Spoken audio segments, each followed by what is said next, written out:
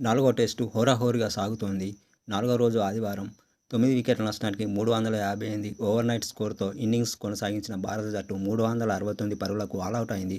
నితీష్ కుమార్ రెడ్డి 114 వద్ద అవుటయ్యాడు. దీంతో ఆస్ట్రేలియా జట్టుకు 105 పరుగుల ఆధిక్యం దక్కింది. ఆ తర్వాత రెండో ఇన్నింగ్స్ ప్రారంభించిన ఆసీస్ జట్టు తడబడుతూ ఆడింది. టీమిండియా పేస్ బౌలర్లు జస్ప్రీత్ బుమ్రా, మహమ్మద్ సిరాజ్ ధాటికి వెంటనే వికెట్ కోల్పోయింది.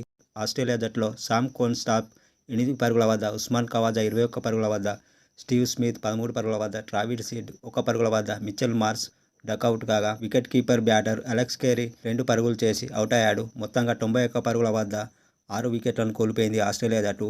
టీ విరామం తర్వాత లబుషనే ఎక్కువసేపు క్రీజులో నిలవలేకపోయాడు. 70 పరుగుల వద్ద విరాట్ కోహ్లీ ఇచ్చిన సూచనల మేరకు మహమ్మద్ సిరాజ్ బౌలింగ్లో అవుటయ్యాడు. దీంతో 148 పరుగుల వద్ద 7వ వికెట్ కోల్పోయింది. 156 పరుగుల వద్ద మిచెల్ స్టార్క్, 173 పరుగుల వద్ద ప్యాట్ కమిన్స్ అవుటయ్యాడు. అక్కడితో కథ ముగుస్తుంది అనుకున్నారంతా. 300 పరుగుల లోపే టీమిండియా టార్గెట్ ఉండవచ్చని, 5వ రోజు దీన్ని ఛేదించడమే అవుతుందని అనిపించింది. కానీ చిట్టచివరి బ్యాటర్లు నథన్ లియాన్, స్కాట్ బోలాండ్లు క్రీజులో పాతుకుపోయారు. బౌలర్ల సహనానికి పరీక్ష పెట్టారు. ఇద్దరు కలిసి ఒక్కో పరుగు చేస్తూ స్కోర్ బోర్డుపై జత చేస్తూ వచ్చారు. 65వ ఓవర్లో 8వ వికెట్ పడితే 77వ ఓవర్లో మరో వికెట్ పడలేదు.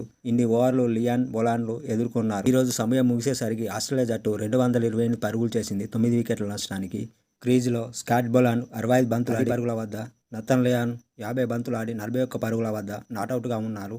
ఆస్ట్రేలియా జట్టు 333 పరుగుల లీడ్స్తో ఉంది.